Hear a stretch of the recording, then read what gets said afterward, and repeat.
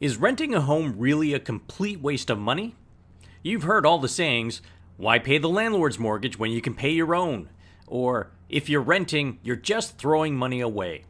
The truth is, it's possible for a renter to end up with a larger net worth than someone who buys a home, but practically speaking, ownership has worked out better for most people over the long run.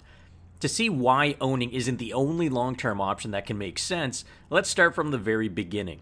When you rent, you're not throwing your money away, you're getting something in exchange for it, a place to live. You are renting space for a period of time that just has no future value after your payments stop. When you buy, you're actually still renting, but instead of renting space, you're renting money. The difference is that the money you've borrowed is used to buy an asset that will hopefully appreciate. You also happen to be able to live in it. A mortgage payment consists of a blend of rent on the money you've borrowed, more commonly referred to as interest, as well as a payment against the balance you've borrowed. Let's begin our analysis by doing a straight comparison for 25 years with some simple assumptions, and don't worry, we'll change a few of these later on. We have two brothers. We'll call them Owen the owner and Roger the renter. They each have $35,000 sitting in their bank accounts and have no debt for the time being, and the only difference is Owen wants to buy a house today and Roger wants to rent. They both live in Toronto. So to begin, they each have a net worth of $35,000. Let's start with Owen the owner. He wants to buy a $500,000 home. A 5% down payment is $25,000. That means he needs to borrow $475,000. Mortgage default insurance is $14,963. That gets added to his mortgage, so his starting mortgage balance is $489,963. The provincial land transfer tax is $6,475. In Toronto, there is an additional municipal land transfer tax, and this amount is $5,725. However, there are both provincial and municipal rebates available, which together provide $5,725 of tax relief.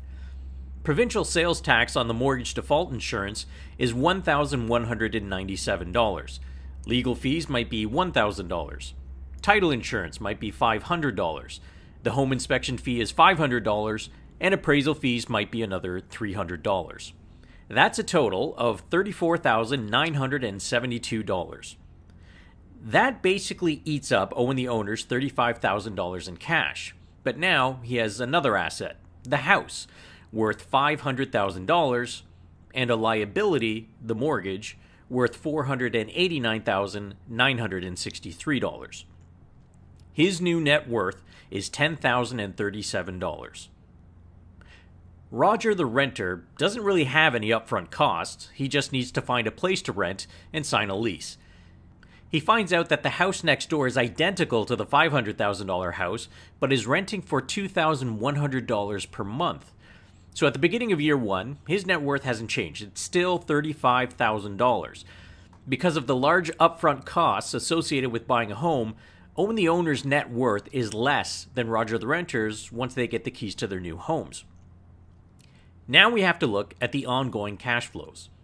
If Owen the owner can get a 3% fixed rate mortgage for a 5-year term, his mortgage payment will be $2,318.73 per month. If we assume he budgets 1.25% of the home's value per year for maintenance and repairs, that's $520.83 per month to start. Property taxes in Toronto are 0.723% currently, for a monthly cost of $301.25. Property insurance might start at $80 per month. Rounded to an even number, that gives Owen a total monthly cost of $3,220. Over the next 25 years, the interest rate on his mortgage may go up slightly for future 5-year terms. Roger the renter only has to add another $20 per month to his total for renter's insurance, and he's good to go. His total monthly commitment at this point is $2,120 per month. We'll assume his rent increases every year with inflation. Now, to make for a mathematically apples-to-apples comparison, we need to factor Roger the renter committing the same cash flow per month to his overall situation. So we subtract Roger's monthly obligations of $2,120 from $3,220 to get $1,100. So Roger the renter will pay $2,120 per month for rent, and he could commit $1,100 per month to also buying an asset. In this case, that asset would be an investment portfolio. Let's fast forward 25 years and assume they are both leaving the country. Owen the owner sells his house and the gain is tax-free. Roger the renter has paid taxes on investment distributions all along and has a capital gain upon selling his entire portfolio. On an inflation-adjusted basis, what do their net worths look like now? Was renting really just a total waste? Well, a lot will depend on how fast housing and the portfolio grow over time.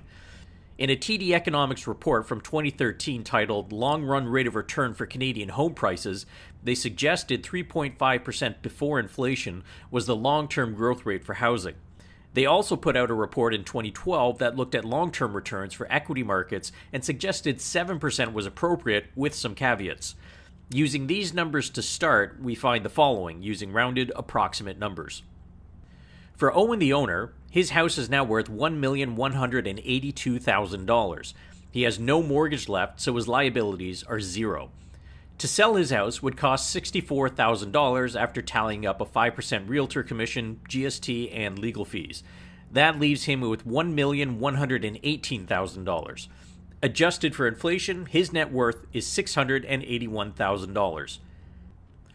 Roger the renter's portfolio has grown to $1,025,000, and that's after subtracting the tax drag of distributions paid along the way. He had no mortgage to begin with, so his liabilities remain at zero. But upon sale of his portfolio, he has to pay tax on the capital gain of roughly $77,000, leaving him with $949,000. Adjusting for inflation, we get a final net worth of $578,000. So after 25 years, he's $100,000 behind Owen the owner. Now, we've just seen how renting doesn't necessarily mean you're throwing all your money away.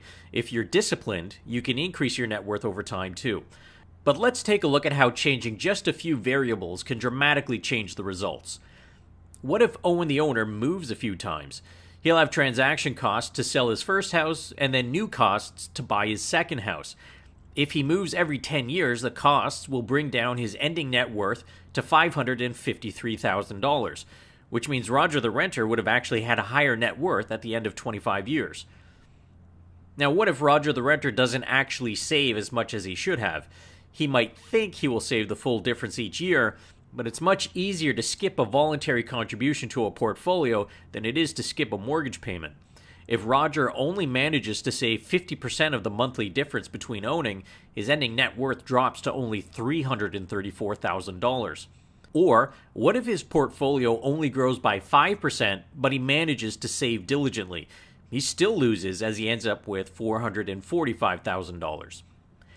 As you can see, the variables, many of which are unknowable in advance, influence which strategy will ultimately work out best.